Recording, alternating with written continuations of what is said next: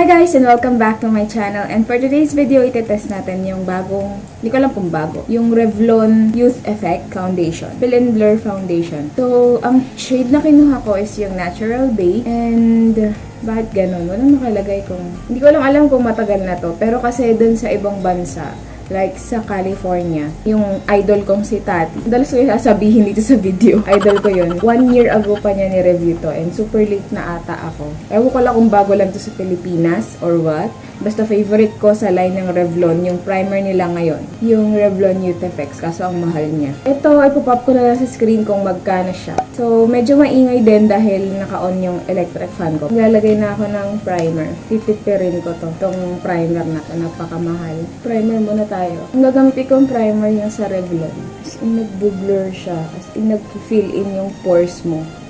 The best primer na drugstore. Kaso mahal. Okay, so tapos na sa primer. Bibilisan ko lang. Bagong ligo ako papasok kasi sa office. So, ito na yung itsura. Naglalagay ako dito sa kamay. Ooh, ang thick din. Teka lang, konti-konti muna, ha? Konti lang, ayan. Grabe, sobrang thick. As in thick. So far, itong dalawang Revlon Youth Effects na line, ang thick nila lahat. So, may gamit akong flat kabuki brush. Sakto yung shade. Medyo maputi lang siya ngayon. Mamaya mag-oxidize din. Sobrang thick. Makakabili kayo na to sa mga Watsons or Landmark. Basta merong makeup stall yung ng Revlon. Nagsi-second layer lang ako dun sa areas na may gusto akong matakpan talaga ulit. This time, hindi ko pa kasi siya binabuff. So, gaganyan-ganyanin ko na lang muna. Yan! Yan, medyo na-hide niya na. The other side naman, tatry natin ng beauty blender. Medyo dadamihan ko na yung lagay ko dito sa aking kamay. 30 ml nga pala to guys. The usual na kung gaano kadami ang laman ng foundation sa isang tube or isang glass container nila. Laging 30 ml. Standard ata yun.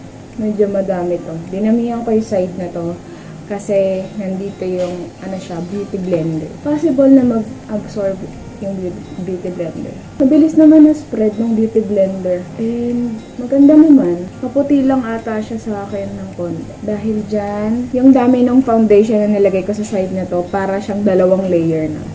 Kaya ganyan. Okay na siya. Mas gusto ko yung mas mabilis i-apply kong beauty blender. Ganun ba yun? Pag thick consistency. As in, ang lapot niya. After, i-set ko lang.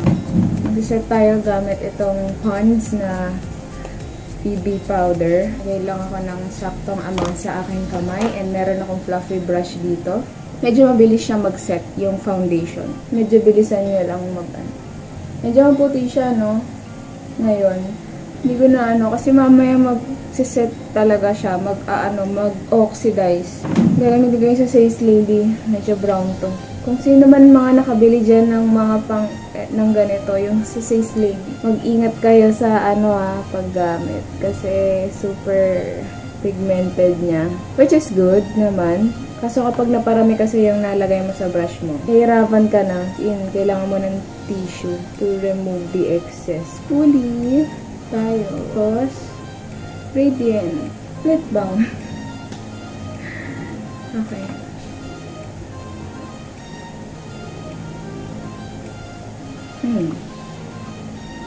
Okay, so tapos na ang aking makeup. Ang time ngayon is 6:10 na.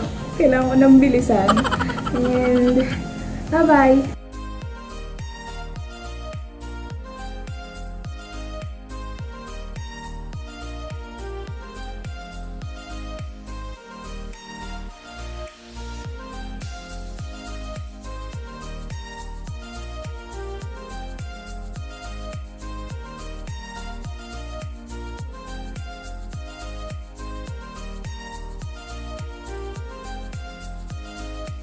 Hi guys, it's already 10:34 and nakabukas yung laptop ko kasi may sasabihin ako shockingly about this product. Straight to the point muna tayo. Unang-una, packaging opinion. Girl, it's normal. Maganda naman siya. Okay lang, normal. And this is also 30 ml. Ito yung full size. I think walang small size nito. Ito lang yung size. Okay lang naman. So, pasado naman siya sa akin. Very madaling dalhin kahit saan. Dahil thin lang siya. And hindi ganun nakakasakop sa bag ng space. If ever gusto nyo dalhin. Okay, is it worth the price? Ito yung shockingly. Kaya ako nakabukas yung laptop dito. Girl, pag sinearch mo sa Lazada, ang price nito ay 1,725. What the ito kasi, yung seller na binilan ko, walang fake nito. As far as I know, wala pang fake nito. Hindi siya yung katulad nung sa benefit na ginagawa nila ng fake. Ang dami na, hindi lang naman benefit, may naked din, may MAC. Karami na kasing foundations na fake ngayon na makikita mo sa Lazada, Shopee. Pero ito kasi, bagong product lang to, bagong line lang, and hindi naman nila nagagawa ng bagong fake product kung bagong release lang, 'di ba? Ito kasi yung seller nito puro authentic na galing US nila binibili. Hindi siya malapit mag-expire in fairness. Ang bili ko dito is 400 pesos lang. Ito hindi to sponsored or whatsoever. May receipt ako, ipapop ko na lang sa screen siguro dito. Tignan nyo dyan kung magkano yung binili ko sa shop niya kasi lahat authentic talaga. As in, hindi mo makikita na hindi ganong sikat nandun sa kanya dahil mga 1 year ago or months ago pa na release sa US. Tapos dito, ngayon lang i-release. Mga ganun. May mga ganun siyang product. Ang name ng shop niya, yung Kels Poly. Name ng shop niya, basta Kels Poly. If ever, ililink ko na lang din sa below. Dahil ang dami niyang authentic na products pero wag niyo sana akong ubusan. Although marami na ako nabili sa kanya. And isa ito, 400 pesos lang to sa kanya guys. Naka-sale siya. Yun yung sale price, 400. Original price niya is 500. Sa Lazada, pag sinearch nyo itong product na to, merong 1,725. Yun yung laging nakikita kong price. Sa Shopee, yung pinakamahal is 1,545. I think sa mall, sa Watsons, this is 990, hindi ko sure. Ang mahal nung yung bagong linya ng Revlon na Youth Effects, ang mahal. As in, ang mahal lahat.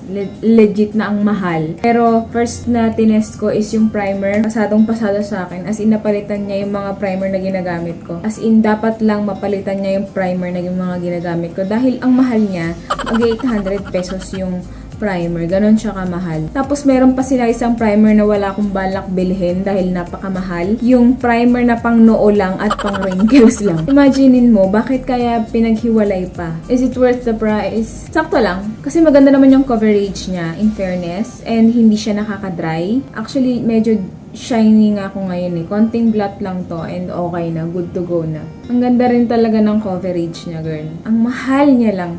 So, oily ba ako all throughout the day? No. Most of the time, nasa aircon ako. Nung nasa aircon ako, I'm feeling like sobrang good foundation day ako ngayon.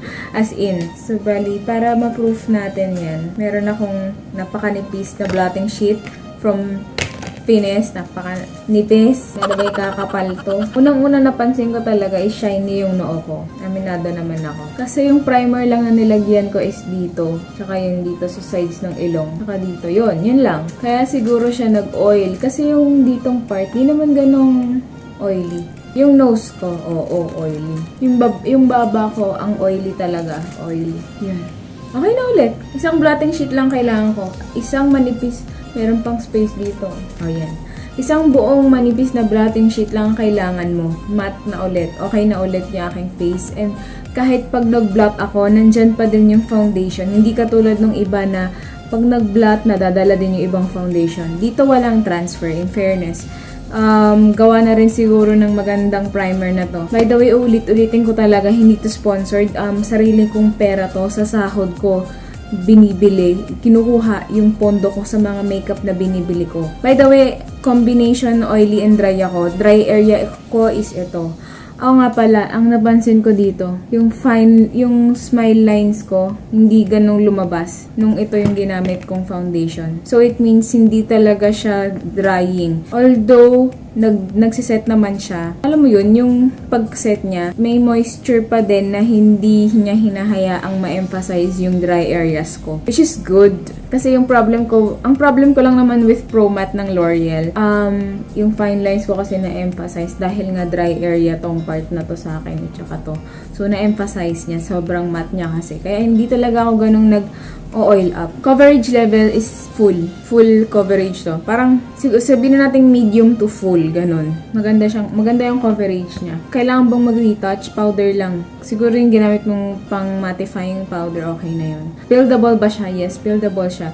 Nung nag-second layer ako dito, lalo na sa cheek area ko, yung may large pores and yung may mga blemishes, natakpan niya. Yung second layer ng foundation. Hindi ako nagko-concealer. Ito lang yung kailangan ko. Anyway, doon naman sa consistency, as in, ito na ata yung pinaka-thick na consistency na drugstore makeup. As in, ang thick niya, kahit thick siya, hindi siya mabigat sa face. Lightweight siya. As in, lightweight. As in, alam mo yun, thick lahat. Thick yung primer. Ito na yung pinaka-thick na primer na nagamit ko sa tala ng buhay ko. Ito rin yung pinaka-thick na drugstore foundation na nagamit ko sa buhay ko. Although yung Says Lady, thick din yun. Kaso hindi ko alam kung drugstore ba yun kasi sa ibang bansa galing eh. So, texture, very smooth. As in, ang scent wala, which is good din for me, para sa akin. Kahit di ba oily ako kanina nung nag-start ako ng video, as in, hindi siya mabigat sa face. Kahit pawis na ako kanina. Ang init kasi ng damit na to. So, kahit mainit, hindi pa rin ako ganung nag-oil up, which is a good thing. Dahil pigilan talaga ng primer yung pagiging oiliness ng face ko. And at the same time, nakit niya yung makeup na still dyan. Plakado pa din. Hindi ko alam bakit naging ganito kamahal si Revlon lately. Ayun lang guys. For me, this is a yes talaga. As in, 5 stars to.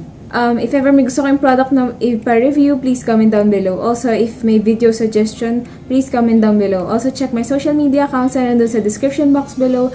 And if you like this video, please hit the like button and please subscribe to my channel. So, see you in my next video.